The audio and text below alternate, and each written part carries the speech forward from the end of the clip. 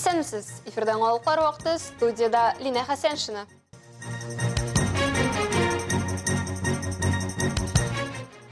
Мәктәпләрдә ресторанча ашаталар.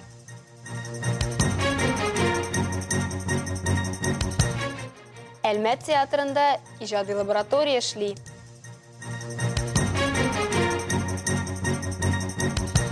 Колабыз кызлары республиканың иң нәтиҗәле футболчылары. Әлмәтнең кайбер мәктәпләрендә ресторанча ашата башлаячаклар. Уку йорты җитәкчелегенең активлыгы нәтиҗәсендә 5 номерлы гимназиядә ашыйсы ризыкларны балалар алдан сайлап заказ ясау хезмәте барлыкка килгән. Күпләр гадәтләнгән туклану системасының яңасыннан айырмасын безнең иҗат төркеме күреп кайтты.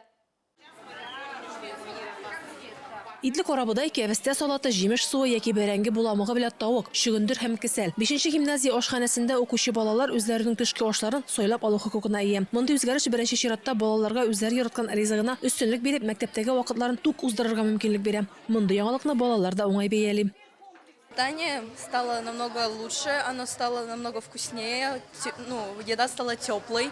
Раньше она была, мне не нравилось, честно. Обед был очень вкусный, суп рисовый, гречка, кисель и салатик. Очень вкусно. Столовая очень классная, крутая. Недавно пуфики поставили, это тоже очень круто, удобно сидеть. Комплекслы ашату системасына күчүгә әле берничә генә көн махсус грант ату нәтиҗәсендә ашханәгә ремонт ясаганнар. Шуңа күрә биредә ярым фабрикатлардан баш тартканнар. Ризыкларны ашханә пешекчеләре үзләре әзерли. Комплекс посчитаны все калории, посчитаны все продукты, которые именно соответствуют. И после того, как мы разговаривали с детьми и спрашивали, как им нравится ли питание, что они все, конечно же, утвердительно отвечают «да».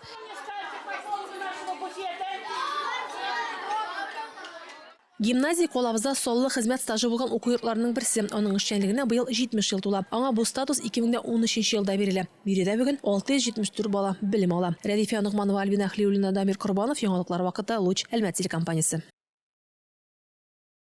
Туклыклы, файдалы һәм чиста ризык әйләнә-тирә экологиябез чиста булганда гына мөмкин. Бу бәхәссез.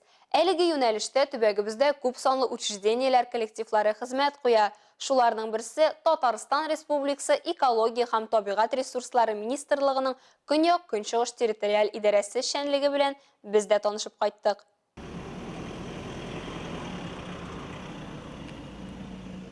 Татарстан Республикасы экология һәм табигый ресурслар министрлыгының Көньяк-Көнчыгыш территориаль идарәсе Әлмәт, Бөгелмә, Лениногорск, Нурлат һәм Ширмешән районына күзәтчелек итә. Территорияләрнең гомуми мәйданы 9000 квадрат метр тәшкил итә. Әйләнә-тирә мөхитне саклау өлкәсендә әлеге территорияләрне тикшереп торуны һәм күзәтчелекне 28 дәүләт инспекторы гамәлгә ашыра.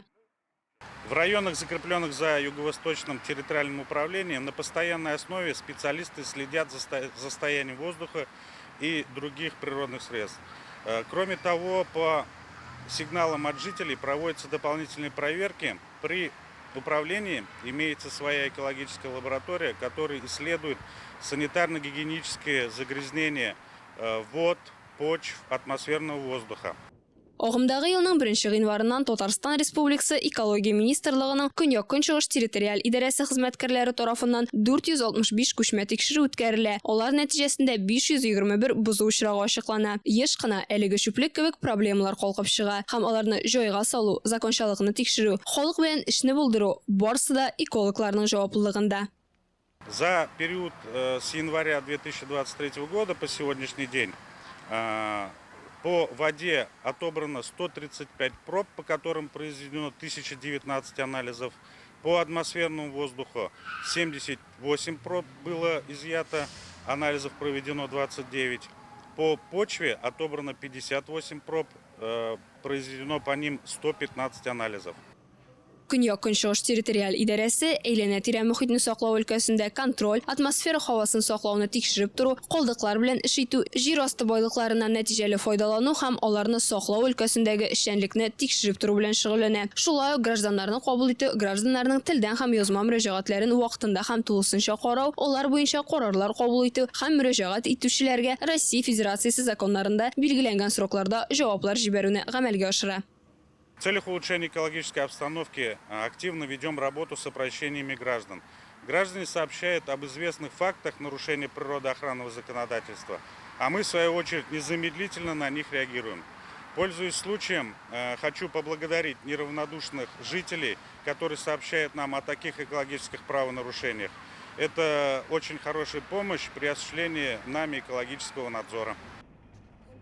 1 iyundan 30 sentyabrga qadar YUHIDI xizmatkorlari bilan birlikda Chista havo operatsiyasida o'tkaziladi. Uning tub maqsadi avtotransportning atmosfera havosini teskari yog'intisini kemituv, havo shistaligini kontrolda tutuvda qo'shma laboratoriyada yordamga keladi. Real vaqt rejimida jiddiy tub pishratqich moddaga analiz yasaladi. Әлмәт театрында ijodiy laboratoriya ishini davom etadi. 3 chaqirilgan rejissyor Пермнан Дима Огородников, Великий Лукидан Анна Потапова, Туймазыдан Айдар Зарипов бу көннәрдә труппа белән эшли. Иртәгә үк алар тамашачыларга комедия эскизларын тәкъдим итәчәк. Сәхнә артындагы тамашаны Рәдифә Нугманова күреп кайтты.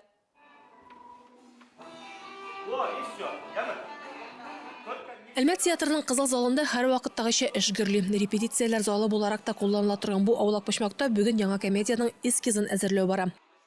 Анықлар өтәбіз. Горка! Әлмәттә яшәүче Мамадыш егете Артур Ибраһимовның Бабайның бабасы спектакле ул 2022 елда яңа татар пьесасы республика бәйгесендә 2нче урын алды. Күп булмаган аудитория каршында укылган иде инде. Ачык укуларда роботны уйнаган Айрат Мифтахов бу елда эштә, тик инде онок ролендә. Читка вакытында әзме күпме сиңа барбыр задачалар куела, ничек укырга тиеш, һәм нинди тонда, нинди манера белән. Монда инде исә лабораториядә тирәнгәрәк эшли башлый режиссер, анда инде мизаннар да барлыкка килә, анда инде хисләр дә, уйлар да барлыкка килә, кешегә мөнәсәбәт икенче төрле була. Шакырылган кунак Туймазы Татар дәүләт театры баш режиссеры Айдар Зарипов. Ул Пермнән Дима Огородников, Великий Лукидан Анна Потапова белән берлектә Humor Lab иҗат проектында катнаша. Мондый лабораторияләр милли драматургия кытлык кичергән заманда аеруча кирәк дип саный белгеч. Бу пьеса белән мин таныш идем һәм шундук ризалаштым, чөнки нык кызык тема күтәрелә,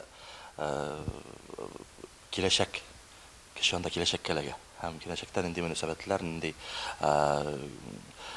гомумән яшәешләре кешеләрнең һәм аларның бер-берсенә карата ничектер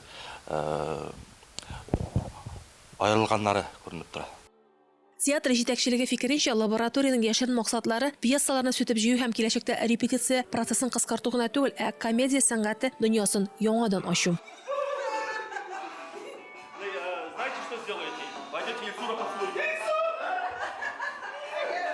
Барлыкка килгән эскизларның иң яхшысын тамашачылар сайлап алачак. Нәкъ менә алар тавыш биргән эскиз алга таба театр сәхнәсендә куелачак. Тавыш бирим бу шимбә көнне үк узачак. Рәдифә Нугманова, Дамир Курбанов, яңалыклар вакыты, Луч, Әлмәт телекомпаниясе.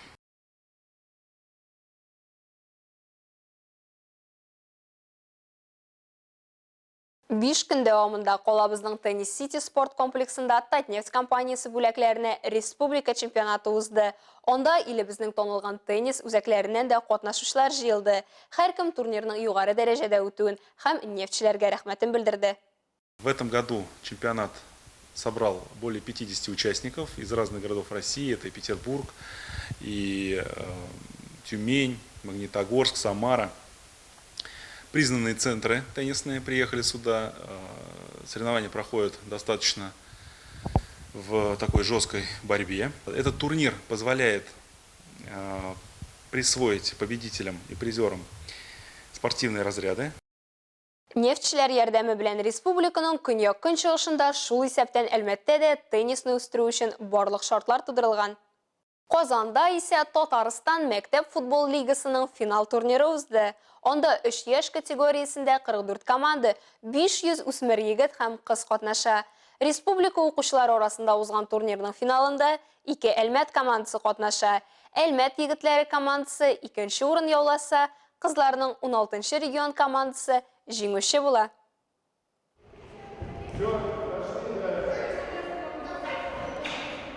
Мәктәп футбол лигасы соңгы 2 елда чәчәк ата. Турнир шәп. Татарстан Республикасы футбол федерациясе масса күләм футболны үстерү өчен бик күп эшли. Ди 16нчы мәктәпнең физик культура укытучысы һәм республика күләмендә җиңүче призер командалар әзерләгән Владимир Карнаухов.